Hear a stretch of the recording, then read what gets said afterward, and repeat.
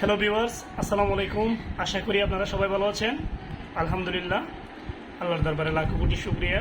আল্লাহ এখনও সুস্থ রেখেছেন, আলহামদুলিল্লাহ অনেক ভালো আছি।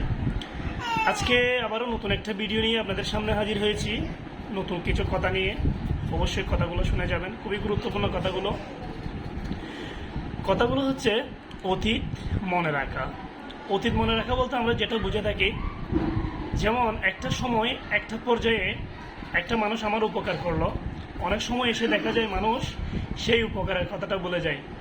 আমার দৃষ্টিতে আমার বেসিক্স নলেজ যেটা বলে যে মানুষ তার অতীত ভুলে যায়, অর্থাৎ অতীতে তার জন্য যে মানুষটা উপকার করেছে সেই মানুষটার কথা ভুলে যায়, সেই মানুষটার কাজ করাটাকে ভুলে যায়।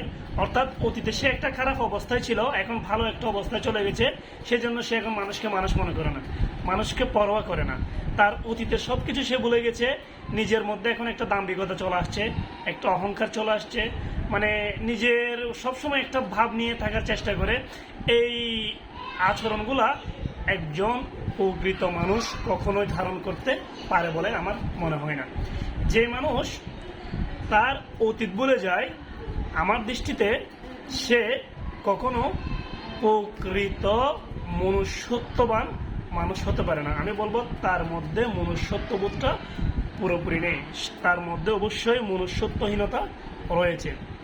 যেমন ধরে নেন আপনি একটা সময় খারাপ পরিস্থিতিতে ছিলেন, একজন আপনার একটা উপকার করলো, এখন ওই মানুষটা খারাপ একটা পরিস্থিতিতে গেল, দেখা যাচ্ছে আপনি ভালো অবস্থানে আছেন, তাহলে আপনার উচিত যে মানুষটা অতীতে আপনার উপকার করেছে অবশ্যই আপনারও তার বিপদে এগিয়ে আসা, আবার তাকে যথাসাধ্য আপনার সামর্থ্য অনুযায়ী সহযোগিতা করা, সাপোর্ট দেয়া।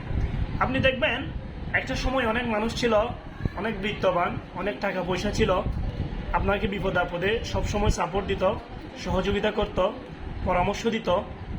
কিন্তু একটা পর্যায়ে গিয়ে আপনি এর চেয়েও ভালো অবস্থানে চলে গেছেন, পরবর্তীতে সে যে কোনো একটা বিপদের মধ্যে পড়ে গেল, কষ্টের মধ্যে পড়ে গেল, অর্থ সম্পদ হারাই ফেললো, কিন্তু সে লজ্জায় আপনার কাছ থেকে 5 টাকা চাইতে পারতেছে না, তার একটা আত্মসম্মান বোধ। কিন্তু আপনার উচিত সে না চাওয়ার আগে তার খোঁজ নেওয়া, তার খবরাখবর নেওয়া, তার পাশে থাকা, তার পাশে দাঁড়ানো। অন্তত এটাই যদি আপনি করতে পারেন, আমি মনে করব আপনার দুনিয়ার জীবনও সাকসেস হবে, আখিরাতের জীবনও সাকসেস হবে।